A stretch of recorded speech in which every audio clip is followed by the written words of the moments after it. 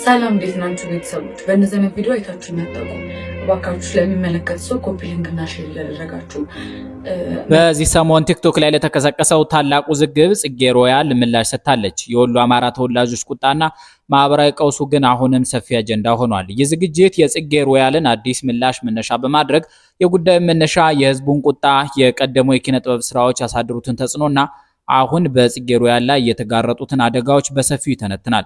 ስለ ጽጌ ሮያል የትም ያልተሰሙ ምስጢሮችንም እናወጋችኋለን። አብራችሁን ዝለቁ። ቲክቶከሯ ከፍተኛ ትችት ገጥሟታል። የተቸችበት ምክንያት ምንድነው? በዚች ልጅ ላይ ብዙ ሰዎች ማስ ሪፖርት እያደረጉ ነው። የዚህ ትልቅ ውዝግብ ማጠንጠኛ የሆነው ይዘት ፈጣሪዋ ጽጌ ሮያል ያጋራችው አጭር ቪዲዮ ቢሆንም ቪዲዮውን ተከትሎ ከተነሱባት በርካታ ጥያቄዎችና ትችቶች በኋላ የሰጠችው ምላሽ ጉዳዩን ይበልጥ እንዲወሳሰብና ክርክሩ እንዲፋፋም አድርጎታል። በጣቢያችን ገጽ ባጋራናችሁ ምስል ላይ እንደሚታየው ጽጌ ሮያል በገጿ ላይ አማራ ለማኝ ነው አላልኩም፣ ስላሚናዎች ነው የሰራሁት፣ እናንተ እንደሚመቻችሁ አድርጋችሁ ተረጎማችሁት እንጂ እኔ ተሳዳቢ አይደለሁም በማለት ምላሽ አስፍራለች። ይህ ምላሽ መረጋጋትን ከመፍጠር ይልቅ በብዙ የአማራና በተለይም በወሎ ተወላጆች ዘንድ ከፍተኛ ቁጣና ቅሬታን ቀስቅሷል። ማህበረሰቡ ምላሹን እንደ ማስተባበያ ሳይሆን ጉዳዩን ይበልጥ ወደ ብሔርና አካባቢያዊ ስም ማጥፋት የወሰደ አድርጎታል። አሁን ባለው ነባራዊ ሁኔታ ከዚህ የከፋ ማህበራዊ መቃወስና አለመግባባት እንዳይፈጠር በብዙዎች ዘንድ በስጋት እየተጠበቀ ይገኛል። በማህበራዊ ሚዲያ ላይ የሚንቀሳቀሱ በርካታ አንቂዎችና ማህበራት የማህበረሰባችንን ስምና ታሪክ ያቆሸሸ የፈጠራ ስራና ምላሽ በህግ ሊጠየቅ ይገባል በማለት በህግ እንከሳታለን የሚል የተጠናከረ እንቅስቃሴ ጀምረዋል። ከዚህም አልፎ በጥላቻ ስሜት ተገፋፍተው በልጅቷ ላይ አካላዊ ወይም ስነልቦናዊ ጥቃት ለመፈጸም ስልኳንና አድራሻዋን አጥብቀው የሚፈልጉ ወገኖች ቁጥር እየተበራከተ በመምጣቱ በይዘት ፈጣሪዋ ላይ ከዚህ የከፋ አካላዊ አደጋ እንዳይደርስባት ከፍተኛ ስጋት እየተፈጠረ ይገኛል። ለዚህ ሁሉ ውዝግብ መነሻ የሆነው ድርጊት በአንድ ጀንበር የተከሰተ ሳይሆን ከዓመታት በፊት በኢትዮጵያ የሙዚቃ ኢንዱስትሪ ውስጥ ትልቅ ስም ባለው ድምፃዊ ጎሳዬ ተስፋዬ የተሰራን ስራ እናገኛለን። ጎሳዬ ተስፋዬ ከዓመታት በፊት ላሊበላዋ በሚል ርዕስ ጥሩልኝ ላሊበላዋን የሚል አንድ ተወዳጅ ሙዚቃ ሰርቶ ነበር። በወቅቱ ሙዚቃው በውስጡ የያዘው ማህበራዊ ምስል ቆይቶ ለዚህ ውዝግብ በር ከፋች ሆኗል። ጽጌ ሮያል በቲክቶክ ገጿ ላይ ያቀረበችው ቪዲዮ ይህንኑ የቆየ የጎሳዬ ተስፋዬን ሙዚቃ መነሻ በማድረግ በጥበብና በትወና መልክ መልሳ ያቀረበችው ስራ ነበር። እሷ ሙዚቃውን በትወና ስታቀርብ የላሊበላ አካባቢ ድሃ ወይም ለማኝ ሴት በመምሰል በማህበረሰቡ ውስጥ አሚናዎች ወይም አባውዴ ተብለው የሚጠሩትን ወገኖች ወክላ ለመተወን በመሞከር ነበር።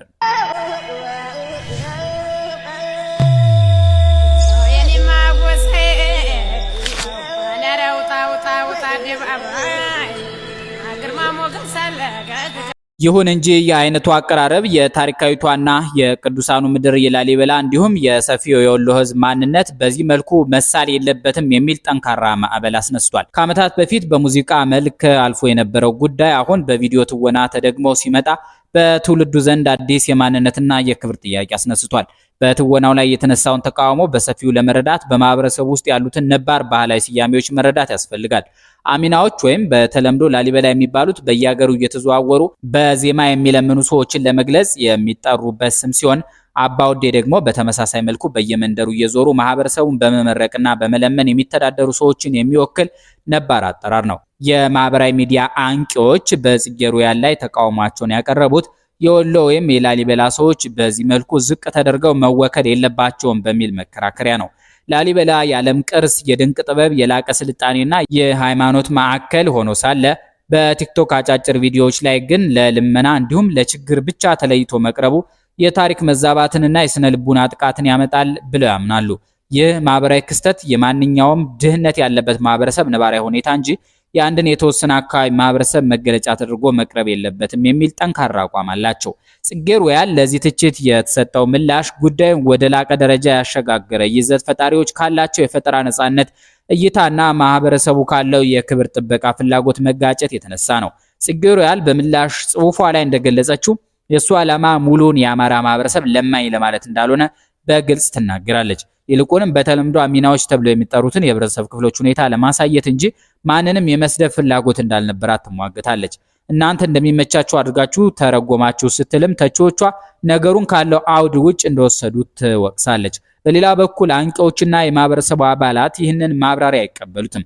የነሱ ምላሽ የሚያተኩረው የቃላት አጠቃቀሟ ስሜት አልባነት ላይ ሲሆን ስለ አሚናዎች ነው የሰራውት የሚለው ራሱ የሰዎችን ማህበራዊ ደረጃ ዝቅ አድርጎ የመመልከት ማሳያ ነው ይላሉ። በተጨማሪም የአንድን አካባቢ ስም ከልመና ጋር አያይዞ ማቅረብ በታሪክ ላይ የሚሰራ በደል ነው የሚል እምነት አላቸው።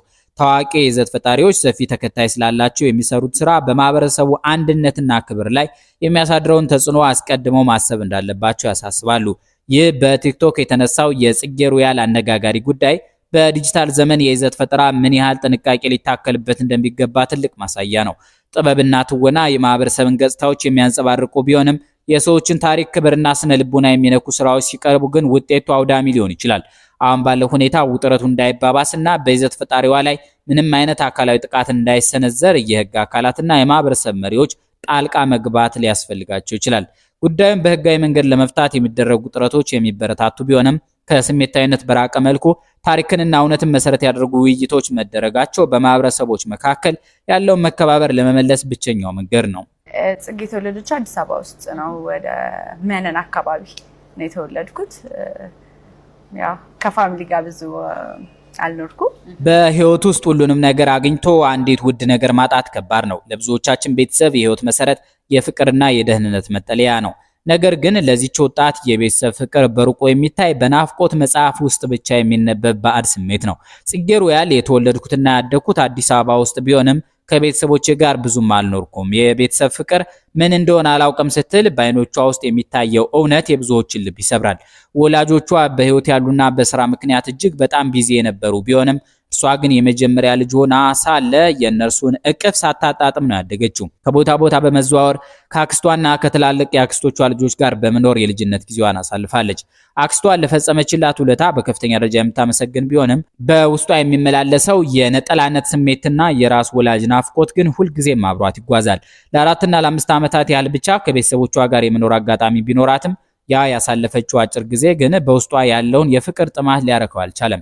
ይሁን እንጂ ይህ ስብራት ወደፊት የምትመሰርተው ትዳር ላይ ትልቅ ትምህርት ሆኗታል።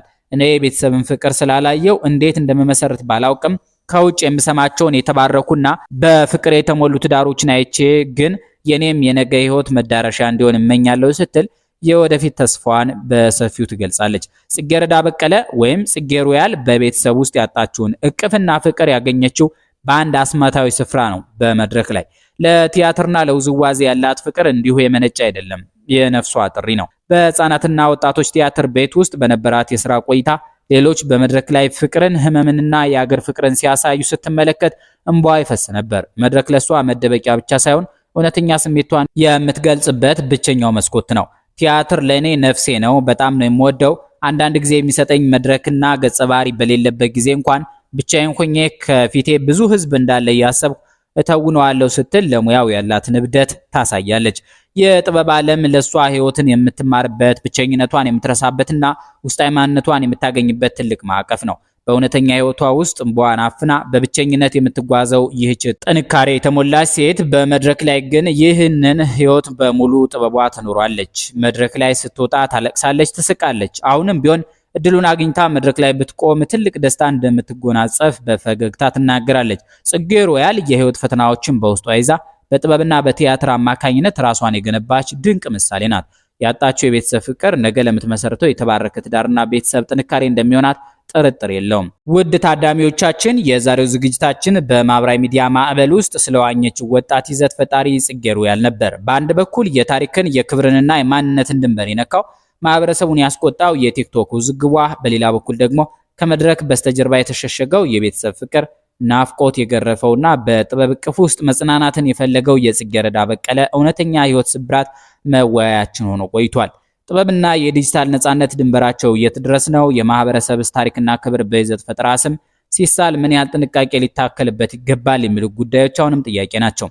ይህንን ውዝግብ በበሳል ውይይትና በህጋዊ መንገድ መፍታት የወደፊት ማህበራዊ መከባበራችንን እንደሚያጸናው ጥርጥር የለውም። ለጽጌ ሮያልም ቢሆን በመድረክ ላይ ያጣችውን እቅፍ የናፈቀችው ነፍሷ ነገ ከፈተናዎች ተምራ የምትመሰርተው ትዳር የሰላምና የፍቅር ማረፊያ እንዲሆንላት እንመኛለን። እናንተስ በዚህ ጉዳይ ላይ ምን ትላላችሁ? የጽጌ ሮያል ምላሽና የህይወት ታሪክ በጉዳዩ ላይ ያላችሁን አመለካከት ቀይሮታል ወይ? ሐሳባችሁን በአስተያየት መስጫው ውስጥ አጋሩን። በሌላ አነጋጋሪ አጀንዳ እስከምንገናኝ ድረስ ሰናይ ጊዜ